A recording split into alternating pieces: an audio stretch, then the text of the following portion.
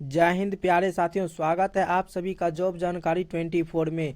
दोस्तों, मैं अंकित आप लोगों के लिए वेल्ट्रॉन की नई वैकेंसी के नोटिफिकेशन के बारे में बात करने वाला हूं। इसमें आप लोगों को 2024 में वेल्ट्रॉन की जो नई वैकेंसी का नोटिफिकेशन आया है, यानी डाटा एंट्री ऑपरेटर के लिए आप लोग जो पोस्ट आया है वेल्ट्रॉन कंपनी के द्वारा, तो इसमें क्या रहने वाला है, योग्यता, उम्र और कुल पदों की संख्या कितनी है, क्या रहने वाली है, चयन प्रक्रिया और सिलेबस, सभी के बारे में हम लोग इस वीडियो में डिस्कस करने वाले हैं। ठीक है, तो आप लोग इस वीडियो को अंत तक जरूर देखिएगा और अपने दोस्तों के साथ भी वीडियो को जरूर शेयर करिएगा।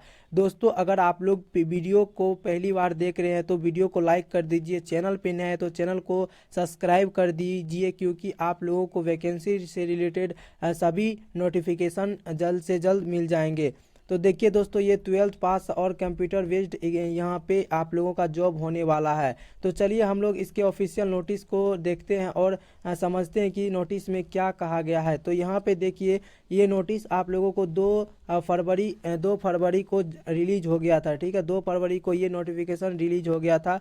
यहाँ पे देखिए, डेटा एंट्री ऑपरेटर के ऑनलाइन रजिस्ट्रेशन की सूचना देने के लिए इस नोटिफिकेशन में सारी डिटेल्स बताया गया कि Bihar state electronics department corporation limited वेल्ट्रॉन मेन पावर एजेंसी के माध्यम से ये वैकेंसी का जो प्रोसेस होता है किया जाता है, जिसमें कि विभागों, कार्यालयों, निकायों के अधिचारणों के विरुद्ध संविदा के आधार पर, यानी कि आप लोगों को संविदा के आधार पर डाटा एंट्री ऑपरेटर की सेवा उपलब्ध कराई जाती है। यानी कि इसमें आप लोगों को संविदा के आधार पर वैकेंसी का यहाँ पे पोस्ट है और यानी अप्लाई कर सकते हैं। यानी आप लोग इसमें कर सकते हैं, एक प्राइवेट तरीका से सभी को रखा जाएगा। संविदा वेल्ट्रॉन की एजेंसी के माध्यम से सेवा प्रदान इच्छुक अभ्यर्थी डेटा एंट्री ऑपरेटर के लिए ऑनलाइन यहाँ पे 20 तारीख से, यानी कि आप लोग 20 फरवरी से अप्लाई कर सकते हैं। ठीक है, और ये इसका अगर आप लोगों को अप्लाई करना होगा तो ये ऑफिशियल वेबसाइट है, इस पे लिंक के माध्यम से रजिस्ट्रेशन कर सकते हैं। 20 तारीख से आप लोगों को आगे नीचे बताऊंगा कि 20 तारीख से तो आप लोग यहाँ पे अप्लाई कर सकते हैं और कितने तारीख तक अप्लाई कर सकते हैं, तो वीडियो को अंत तक जरूर देखिएगा। ठीक है, चलिए अब यहाँ पे शैक्षणिक योग्यता यानी क्वालिफिकेशन के बारे में हम लोग बात करते हैं। आप लोगों को तो पता चल गया कि आप यहाँ पे 20 तारीख से अप्लाई कर सकते हैं। अब एजुकेशन क्वालिफिकेशन के बारे में जानिए कि 12th पास एवं एक वर्ष का कंप्यूटर कोर्स तथा हिंदी अंग्रेजी टाइपिंग का अनुभव रहना चाहिए। यानी कि आप लोग 12th पास होना चाहिए। ठीक है, और उसके बाद 1 साल का आप लोगों के पास किसी भी डिग्री में, अभी आप जैसे कि ADCA DCA ये सब चलता है, तो आप लोगों के पास ये सर्टिफिकेट होना चाहिए। यानी एक क्वालिफिकेशन प्लस आप लोगों को हिंदी और इंग्लिश में आप सभी के पास यहाँ पे डिग्री होना चाहिए, यानी टाइपिंग होना चाहिए, जिसमें कि आगे बात करेंगे कितना वर्ड प्रति मिनट होगा।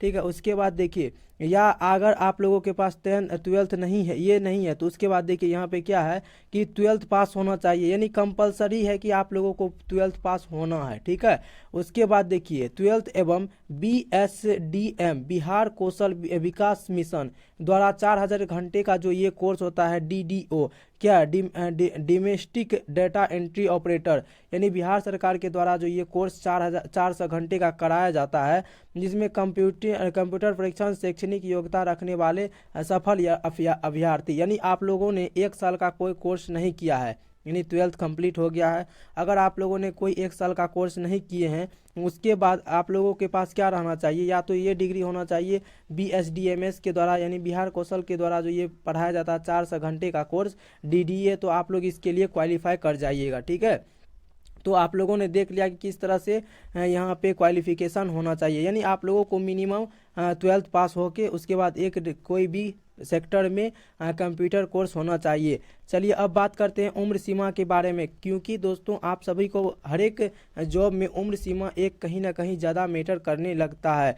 तो आवेदन करने की अंतिम तिथि को न्यूनतम 18 वर्ष, आवेदक जो है यहाँ पे 18 वर्ष आप लोगों का मिनिमम एज, यानी कि कम से कम आप लोगों का 18 वर्ष होना चाहिए। अधिकतम एज के बारे में यहाँ पे 59 वर्ष दिया गया है। ठीक है, 59 वर्ष तक यहाँ पे आप लोग आवेदन कर सकते हैं। देखिए दोस्तों, ये ऑफिशियल नोटिस है, इसमें आप लोगों को कोई डाउट नहीं होना चाहिए कि इसमें 59 वर्ष कितना होगा। तो मैं आप लोगों को ऑफिशियल नोटिस के बारे को दिखाते हुए सारा कुछ को एक्सप्लेन कर रहा हूँ। यानी आप लोगों का 18 18 साल कम से कम होना चाहिए मिनिमम एज, और मैक्सिमम एज 59 वर्ष होना चाहिए। ठीक है, अब चलिए बात करते हैं परीक्षा शुल्क के बारे में, यानी कि एप्लीकेशन फ़ी आप सभी को कितना लगने वाला है। तो देखिए, केवल बिहार राज्य के अनुसूचित जनजाति के लिए 250 रुपया लगेगा, यानी SC ST के लिए 250 रुपया। बिहार राज्य के अस्थायी निवासी सभी आरक्षित अनारक्षित वर्ग महिला, यानी कि फीमेल कैटेगरी को, ऑल फीमेल कैटेगरी को 250 रुपया। ठीक है, और जो फिजिकल हैंडीकेप होता है उसको भी 250 रुपया लगेगा। उसके बाद यहाँ पे देखिए, और यहाँ पे EWS को भी यहाँ पे कितना, तो 250 रुपया लगने वाला। और समान आरक्षित कोटि एवं अन्य सभी उम्मीदवारों को यहाँ पे 1000 रुपया लगने वाला है। तो ये बात आप लोग ध्यान रखिएगा कि SC ST all female candidate, उसके बाद आप लोग यहाँ पे होना चाहिए क्या, EWS है तो आप लोगों को मात्र 250 रुपया का यहाँ पे एप्लीकेशन फ़ी, जब आप लोग फॉर्म को फिलअप करिएगा, रजिस्ट्रेशन करिएगा, तो उस समय आप लोगों को पूरा प्रोसेस होने के बाद ये लगने वाला है। तो और देखिए दोस्तों, ये भी कहा गया कि अभ्यर्थी को उपयुक्त परीक्षा शुल्क को अतिरिक्त विभागों बैंकों द्वारा निर्धारित चार्ज भी देना होगा, यानी कि आप लोग जब यहाँ पे पेमेंट पे करिएगा तो आप लोगों से बैंक के द्वारा जो ट्रांजैक्शन फ़ी होता है वो बैंक को देना पड़ेगा आप लोगों को, तो उसमें कुछ ऐड हो जाएगा। जिस तरह से आप लोग जब फॉर्म फिलअप होगा तो वहाँ पे देखिएगा कि 1000 या 250 रुपये से ज़्यादा प्रोसेस, यानी ट्रांजैक्शन जो होगा उसका फ़ी लगने वाला, सीधा समझ लीजिए कि बैंक का ट्रांजैक्शन फ़ी लगने वाला है। अब देखिए, अब चलिए आगे समझते हैं कि यहाँ पे आप लोगों को ऑनलाइन आवेदन पत्र भरने से संबंधित तिथि एवं अन्य निर्देशित निम्नलिखित यहाँ पे वर्णन किया गया है कि कब से कब तक ये रहने वाला है प्रोसेस। तो देखिए, date of publish of notification registration 20 तारीख से इसका होने वाला है, यानी 20 फरवरी से। उसके बाद स्टार्ट भी रजिस्ट्रेशन हो जाएगा 20 फरवरी से, और एंड ऑफ रजिस्ट्रेशन, यानी कि जब रजिस्ट्रेशन एंड कब होगा, तो 15 मार्च को ये एंड हो जाएगा 2024 में। ठीक है, 15 मार्च 2024 को ये एंड हो जाएगा। तो आप लोगों के पास अभी अच्छा खासा समय है, अभी स्टार्ट नहीं हुआ है ये फॉर्म, 20 फरवरी से स्टार्ट हो जाएगा। तो सभी लोग यहाँ पे तैयार रहिएगा इसके लिए। जो भी आप लोगों ने देख लिए हैं ऊपर क्वालिफिकेशन क्या है, तो सभी लोग अपने दोस्तों के साथ भी वीडियो को शेयर करिए, और अगर आप लोगों को वीडियो पसंद आए तो प्लीज़ दोस्तों चैनल को सब्सक्राइब कर लीजिए। चलिए अब देखिए सिलेबस के बारे में भी यहाँ पे क्या कहा गया। परीक्षा syllabus national institute of open school NIOS के डेटा एंट्री ऑपरेटर के सिलेबस कोड संख्या 336 के समान होगा। सिलेबस निगम के वेबसाइट यानी BSAB इस वेबसाइट पे उपलब्ध रहने वाली है, यानी यहाँ से आप लोग जाके सिलेबस को देख सकते हैं। उसके बाद एग्ज़ाम जो आप लोगों का होगा तो वो MCQ बेस्ड होगा, यानी मल्टीपल चॉइस क्वेश्चन बेस्ड होगा, जो कि आप सभी से क्वेश्चन यहाँ कंप्यूटर के क्वेश्चन ही पूछे जाएंगे। परीक्षा 1 घंटे का होगा, यानी कि आप लोगों का परीक्षा जो है 1 घंटे का होगा, जिसमें 60 वस्तुनिष्ठ प्रश्न, यानी 60 मिनट 60 वस्तुनिष्ठ प्रश्न रहने वाला है, यानी ऑब्जेक्टिव MCQ क्वेश्चन रहने वाला, प्रश्न पूछे जाएंगे, जिसमें उत्तीर्ण हेतु आप लोगों को मिनिमम अंक 50% लाना होगा। ठीक है, लाना आवश्यक है। MCQ परीक्षा में नेगेटिव मार्किंग का प्रावधान नहीं रहेगा, यानी कि इसमें कोई नेगेटिव मार्किंग नहीं रहने वाली है। ठीक है, MCQ के पश्चात उसी दिन कुछ अंतराल के बाद टाइपिंग की दक्षता परीक्षा आयोजित की जाएगी। दोस्तों, अगर आप लोग यहाँ पे 50% मार्क ला लेते हैं, यानी MCQ एग्ज़ाम देते हैं, अगर उसमें अगर आप लोग पास हो जाइएगा तो कुछ देर के बाद ऑफिशियल नोटिस के अकॉर्डिंग कुछ देर के बाद आप लोगों का क्या हो जाएगा, तो हिंदी इंग्लिश का टाइपिंग यहाँ पे स्टार्ट किया जाएगा। ठीक है, हिंदी टाइपिंग टेस्ट मंगल फॉन्ट। अब देखिए हिंदी, अब वहाँ पे टाइपिंग का बात हो रहा था, तो यहाँ पे देखिए हिंदी टाइपिंग मंगल फॉन्ट पे लिया जाएगा, तथा रेमेटिंगन गेल की कीबोर्ड पर ली जाएगी। ये जो कीबोर्ड का नाम दिया हो गया, इस पर आप लोगों का टाइपिंग होगा। दक्षता का स्तर अंग्रेजी का न्यूनतम 30 वर्ड प्रति मिनट होना चाहिए, यानी अंग्रेजी में आपको 30 वर्ड प्रति मिनट और हिंदी में 25 वर्ड प्रति मिनट आप लोगों का होना चाहिए। अब आप लोगों का मैं उम्मीद करता हूं कि कोई आप लोगों को यहाँ पे टाइपिंग से रिलेटेड कोई कन्फ्यूजन नहीं रहने वाला है कि यहाँ पे हिंदी में कितना टाइपिंग होगा, इंग्लिश में कितना। तो यहाँ पे स्पष्ट कर दिया कि न्यूनतम आप लोगों को 30 रहना चाहिए, और मैक्सिमम आप लोगों के पास हिंदी में आप लोगों को 25 और इंग्लिश में 30 रहना चाहिए वर्ड प्रति मिनट, यानी करेक्ट वर्ड रहना चाहिए इतना। ठीक है, आगे देखिए, आगे बात किया गया है कि यहाँ पे कुछ छूट के बारे में दिया गया है, तो ये 40% छूट होगा जिसको आरक्षित सीट है। ठीक है, उसके बाद ये कुछ कहा गया है।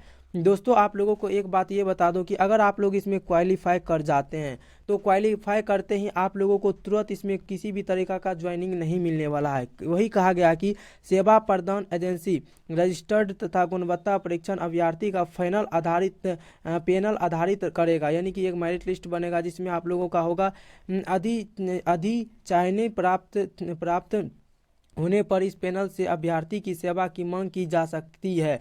यानी कि आप लोगों का ये अगर आप लोग पास कर जाते हैं तो यहाँ पे जब बिहार सरकार जब निकालेगी किसी भी पोस्ट पे डाटा ऑपरेटर के लिए तो आप लोगों का यहाँ पे मेरिट लिस्ट बन के तैयार रहेगा। उसके बाद यहाँ पे क्या कहा गया, सेवा की मांग की जा सकती है, यानी कि आप लोगों को यहाँ पे आप क्वालिफाई कर लिए होंगे तो आप लोगों को यहाँ पे एक लिस्ट में रखा जाएगा। जब भी निकलेगा बहाली तो आप लोगों को वेल्ट्रॉन के द्वारा ये ले लिया जाएगा। ठीक है, तो ये आप लोग कंफर्म नहीं होना है कि अभी अगर जैसे आप लोग पास कर गए तो तुरंत आप लोगों को मिल सकता है। तो 1 साल 5 महीना 2 महीना इसके अंतराल में आप लोगों को ज्वाइनिंग करने को मिलेगा। ठीक है, तो इसमें आप लोगों को कोई डाउट नहीं होना चाहिए।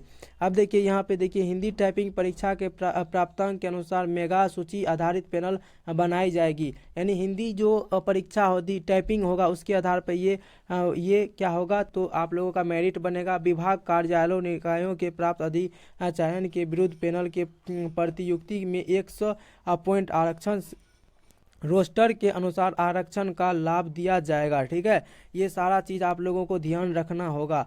ऑनलाइन आवेदन फॉर्म के अनुसार आवेदकों द्वारा निर्देशानुसार फॉर्म भरे जाएंगे एवं कागजात प्रमाण पत्र अपलोड करना होगा, यानी सारा आप लोगों को डॉक्यूमेंट करेक्ट अपलोड करना होगा। तो ये कुछ रिकॉर्डिंग है। और देखिए यहाँ पे क्या कहा गया, उम्मीदवार को फॉर्म भरने में पूरी सावधानी बरतनी होगी, यानी अगर जब आप लोग फॉर्म फिलअप करिएगा तो अच्छे से फॉर्म को फिलअप करिएगा, किसी भी तरह का एरर नहीं होना चाहिए। अगर आप लोगों को किसी भी तरीका का कोई जानकारी और जानना है तो इस वेबसाइट पे है, तो आप लोग यहाँ से जा सकते हैं, यहाँ पे जाके पूरा जानकारी ले सकते हैं। तो दोस्तों ये वीडियो आप लोगों के लिए बहुत ही हेल्पफुल हो गया होगा। मैं आशा करता हूँ कि आप लोगों को कोई डाउट नहीं होगा कि इस वैकेंसी में किस तरह से क्या क्वालिफिकेशन है, किस तरह से टाइपिंग किया जाता है, कब यहाँ पे आप लोगों का सिलेक्शन होता है। तो ये आप लोगों को एक बार फिर से बता रहा हूँ कि अगर आप लोगों का यहाँ पे पूरा मेरिट लिस्ट हो के फाइनल रिजल्ट हो गया तो आप लोगों को तुरंत नहीं होगा, यानी कि तुरंत भी हो सकता है। जब बिहार सरकार कहीं अगर किसी भी कार्यालय में कहीं भी अगर उसको डाटा ऑपरेटर का ज़रूरत पड़ा तो वेल्ट्रॉन को वो नोटिस भेजेगा और वहाँ से ये लेके आ जाएगा यहाँ पे कि अगर आप लोग पास है तो आप लोगों को वहाँ पे काम मिल जाएगा।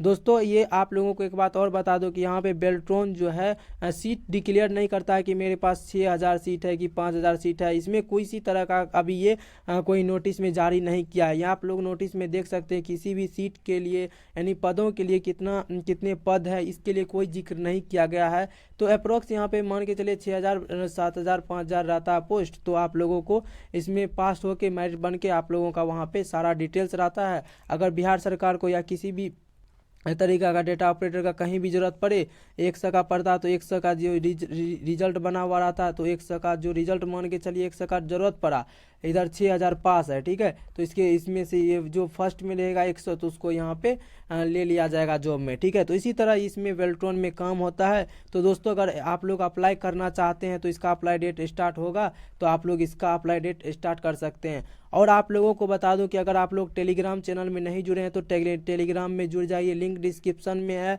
इंस्टाग्राम पे प्लीज़ फॉलो कर लीजिए, वहाँ भी आप लोगों को जॉब से रिलेटेड शॉर्ट्स के माध्यम से इन्फॉर्मेशन देते रहते हैं, सिलेबस के बारे में जानकारी देते रहते हैं। तो आप लोग वहाँ भी जाके फॉलो कर लीजिए और पूरे तरीके से इसमें चैनल को भी सब्सक्राइब कर लीजिए हर एक नोटिफिकेशन को पाने के लिए।